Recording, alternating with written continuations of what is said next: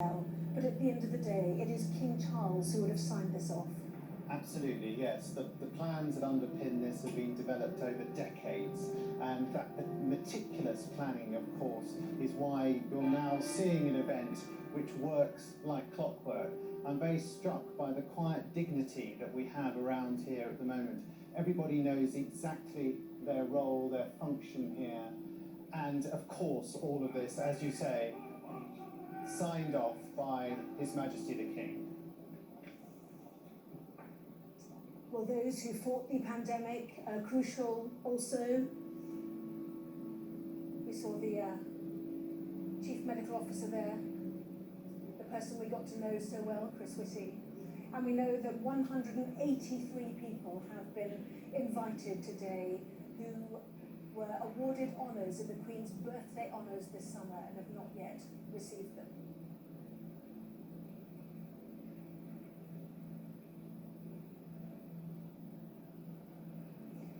And what an honour, Louise, for those who were invited, the members of the general population, the household staff, the people who knew her.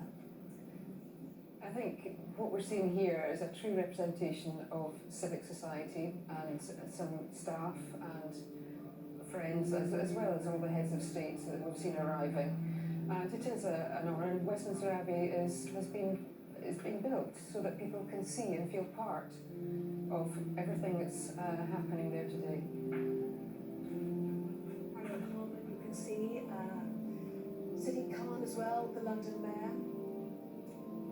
Sir Graham Brady too.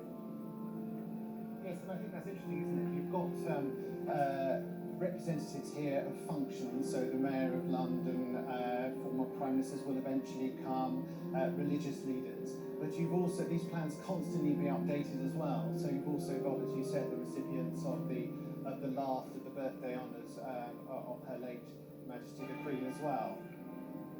And representative that Her Majesty was patron of. Yeah, absolutely.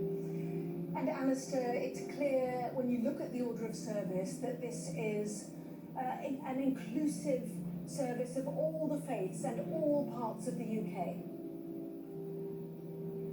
Particularly in front of us now, the armed forces and the regiments and units of which the colonels are here to represent their number. The chiefs of staff of the Defence, Army, Navy and Air Force, and wherever one looks, parts of the royal family in some degree or other. We have the Queen Consort's grandchildren there, and each of these people represents an organisation that has close connection with the Queen's work as head of state. And she had so many different patronages and senior leadership appointments in the uniform at the front there, from the Trinity House, which looked after all the many different organisations keeping our seas safe with lighthouses and buoys around England, Ireland and Wales.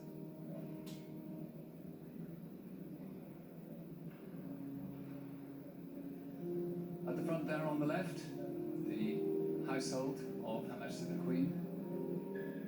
Lord and Lady Airlie, he was Lord Chamberlain for many years, and Lady Airlie was lady-in-waiting to the Queen, and also behind them seated former Lord Chamberlains, former private secretaries to the Queen, Lord Fellows, Lord Geit, and all of them with memories of the service they gave to the Queen in her constitutional capacity as head of state. Former military commanders too, and serving also. And enormous care has gone into filling the Abbey appropriately and quickly, whilst making sure people were brought in tidy numbers that the ushers here can find the right seat and the right part of the building in order for them to take their place in this congregation. And all around, the memorials to great statesmen, poets, musicians, who form part of this pantheon of the United Kingdom.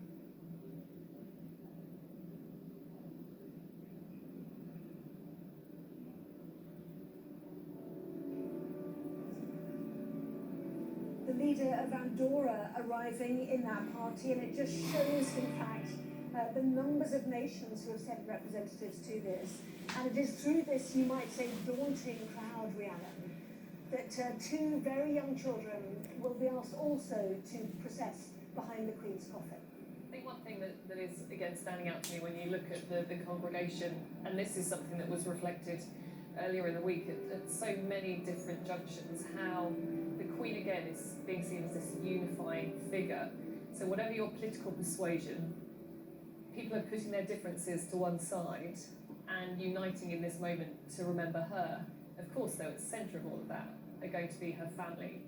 And already we've seen them gathering themselves, really drawing on that inner strength, I suppose, that they've had to over the years, because after all, they live this life in the public eye, carrying out vigils, walking behind the Queen's coffin. Prince William, actually, earlier in the week, talked about how it's one of those moments where you think you've prepared yourself, but you're never fully prepared. And again, we're going to see members of the royal family as the Queen's coffin leaves Westminster Hall and makes its way here to Westminster Abbey. We'll again see a similar formation of members of the royal family, so the Queen's children, her grandchildren, lining up behind the coffin. But we also now know that once that procession makes its way inside, also two of her great-grandchildren are also going to join in this moment, where they can also pay their own respect to their great-grandmother.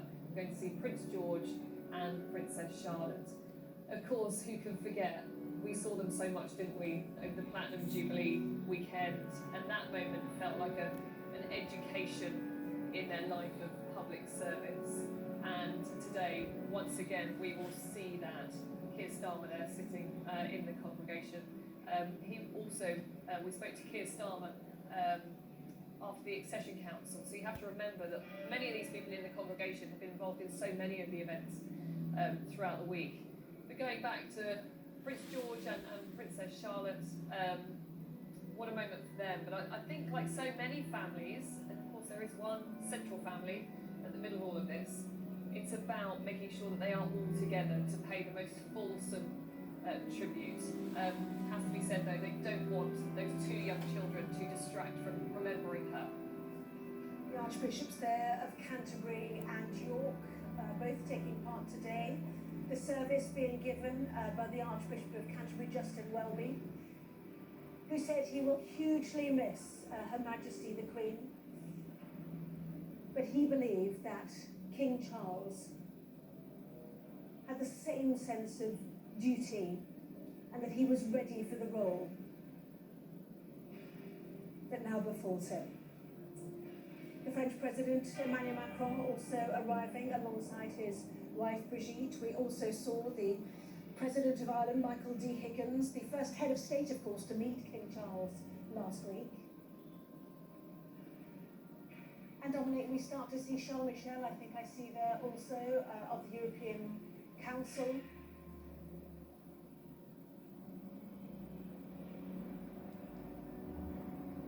President Macron, Dominic, also one of those who went to see Her Majesty's lying in state, and many quite clearly finding it deeply moving. Yes, there were extraordinary scenes yesterday in Westminster Hall, weren't they, as those members of the public who've been lining up for hours to pay their respects as the Queen lay in state were joined in the background, sort of behind them, on the sort of raised platform in Westminster Hall, by those heads of government and visiting foreign dignitaries who were given fast-track access and were able to go in and pay their respects as well. Clearly very moved. The First Lady of Ukraine, of course, looking very emotional. Emmanuel Macron there. He was out walking about yesterday on the streets of London and has made his way here. I'm not sure by coach or what form of transport he took, but most of the heads of government who we are now seeing lining up as they process through Westminster Abbey have been brought here on coaches. We've seen him, the President of Ireland, as you say, a number of others. So the heads of government, a lot of them are here already, along with their spouses, along with other politicians and members of foreign delegations.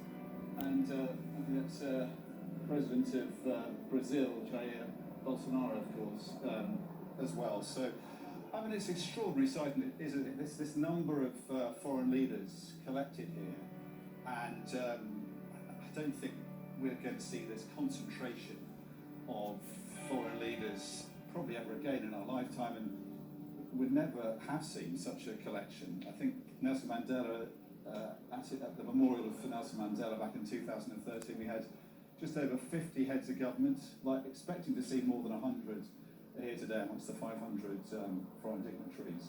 And obviously we're going to see shortly the members of visiting royal families as well coming, making their way here. Also by coach, collecting in Chelsea, gathering there and being brought here by coach, where they will process through the Abbey as we're now seeing these heads of government. Charles Michel there in the centre of your picture, and certainly the words of President Macron of France, there is Jair Bolsonaro, as you can see, the Brazilian president, really rung with that sense of admiration that the world bestowed on Her Majesty the Queen. He said, "The United Kingdom will forever bear the seal of she who embodied it for 70 years with unwavering strength and moral authority. France pays tribute to she who marked the history of her country, our continent, and her century." And the longevity of her service, the dignity, as we heard Joe Biden, the word he used there, really she commands the respect of these people who have travelled today, Rhiannon. You have to remember, she was unable to visit COP26 in the end. She had to send the then Prince of Wales, Prince Charles, instead. But she did record a message, and I'll never forget that evening, because we received these wonderful images of all of these world leaders standing round as she was able to deliver this message saying, look, this is now your time to step up. None of us live forever. You must now show true statesmanship. Now, I don't think there is anyone else in the world who could have delivered that message without it sounding like they were preaching, without it sounding like she was telling them what to do. She commanded this enormous respect from around the world. She was seen as a head of state without equal. She had met so many of their predecessors. And when you think back to the G7 summit last year, where she had that group photograph taken with so many of them around her, where she was laughing and joking and said, should we look like we're enjoying ourselves? And then afterwards, they were literally falling over themselves to spend time with her. I interviewed Prince William in the run-up to her 90th birthday, and he described how over the years he has seen the strongest, most powerful men literally melt around her. And today we are seeing that manifested in the numbers of leaders that we have in the Abbey gathering here today. She had this extraordinary authority, not just the authority of her office, but the authority of who she was and that personal connection she had with so many world leaders. So when she gave that advice, either in public or in private, she was drawing on years of experience that connected whoever she was talking to with the presidents, the many presidents she's met from America and elsewhere in the world, the people in the figures of history that people felt very importantly that connected to. And so when she spoke like that, it was drawing on years of experience. And I think therefore the world leaders are coming here, they're representing their governments, their countries, their own people, paying their respects, but they're also here on a very personal level as well, honouring someone that they knew personally, whose advice they greatly valued, and who they held in such respect and such reverence. And there has been certainly attention given, not just, Dominic, to the Commonwealth, but also to the realms. Meeting King Charles at Buckingham Palace this week. What happens next with those nations, whether they seek their own path, their own head of state, will be something that will unfold in the years to come. Yeah, there are, as you said, there's a distinction between the Commonwealth as a body of more than 50 nations that largely form what was left of the empire. At the beginning of the Queen's reign, the empire became the Commonwealth. And at the heart of that, if you like, are the realms. Now, they are the countries who regard as their head of state the British monarch. And that number of countries has dwindled. It dwindled under Queen Elizabeth from 32. 17 countries became republics during her reign. So there are 14 left, as well as the United Kingdom. And that process of giving up the monarch as head of state is likely to continue, if not accelerate. I interviewed the president of Trinidad and Tobago, became a republic in 1976, and she said it was inevitable, it's just the way of the world, that countries will seek their own direction with a different head of state. It's not something that should be seen, I think, as anyway a comment on King Charles coming in as head of state. It's not like there's a rush for the exit, because this process began under Queen Elizabeth and has continued. And the President of Trinidad and Tobago, Paula May Weeks, said it's just how the world is, but it's something that King Charles will need to oversee as the new head of the Commonwealth.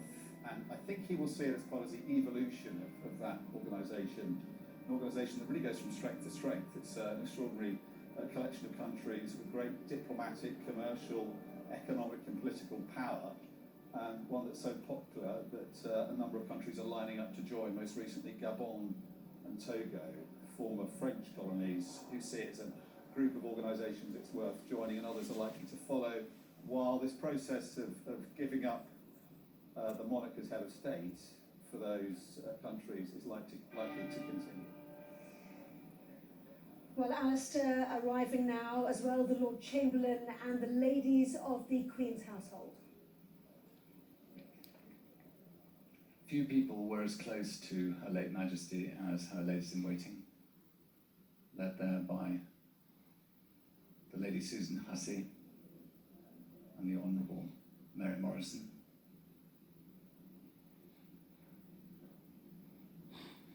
For them, memories of the Queen and the end of their service to her, after, in many cases, most of their life. A particularly poignant moment, Lady Elton too, there with the support of family and the President of the United States.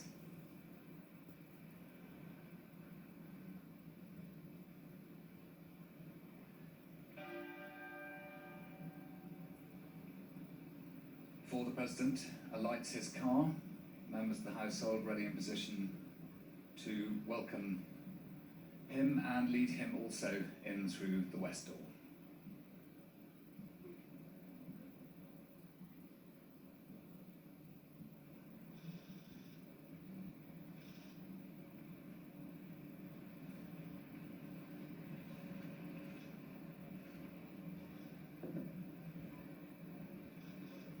President of the United States and First Lady.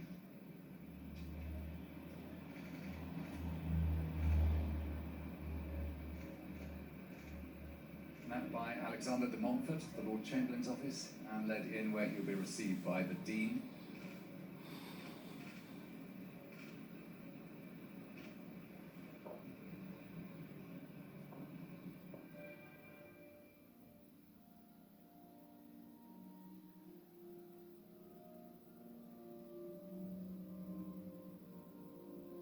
Meanwhile, the procession of those who hold honours makes its way also up the aisle, President passing over the memorial to Sir Winston Churchill, who is remembered here in the Abbey.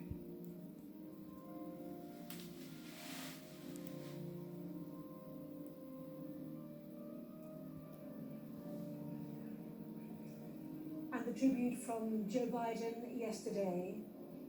It is a loss, he said, that leaves a giant hole, and sometimes you think you'll never overcome it. But as I've told the King, she's going to be with him every step of the way, every minute, every moment, and that is a reassuring notion. And he went on, so to all the people of England, all the people of the United Kingdom, our hearts go out to you, and you were fortunate to have had her for 70 years. We all were. The world's better for her. Alistair. We're seeing the procession of the Orders of Chivalry, of which the Queen was sovereign head, the most ancient and most noble order, the Thistle in Green, and Lord Salisbury there, with the Order of the Garter, also Baroness Amos. At the head of this procession of honours, the most venerable Order of the Hospital of St. John of Jerusalem, which again the Queen was sovereign head. The St. John Ambulance have done so much to support the long queue of people coming to witness the lying in state. the Order of Chivalry that goes back to the days of the Crusades and is a maintained part of the Serving St John Ambulance. The holders of the Victoria Cross, each of their contributions in battle so admirably remembered. In the Red Robes, the Imperial Society of Knights Bachelor, followed by the Order of the British Empire. But it's these holders of the Victoria Cross who hold our awe as they are the most senior recipients of honour from Her late Majesty.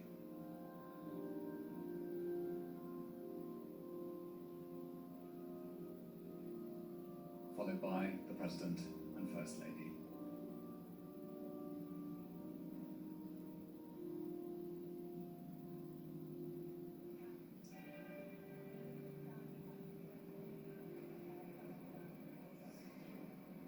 President Joe Biden about to take his seat alongside his wife there. He said the Queen reminded him of his mother, and when asked why, he said just because the way she touched, when she leaned over, the way she had that look. Are you okay? Anything I can do for you? What do you need? Make sure you do what you're supposed to do. The words of encouragement, the way she put people at her ease, her kindness, her thoughtfulness, those are the tributes we've heard in the last 11 days. And Dominic, she enjoyed going to America. She had 3 state visits there. She met so many American presidents, all but Lyndon B. Johnson since the 1950s. Yes, and Joe Biden's advice and words of consolation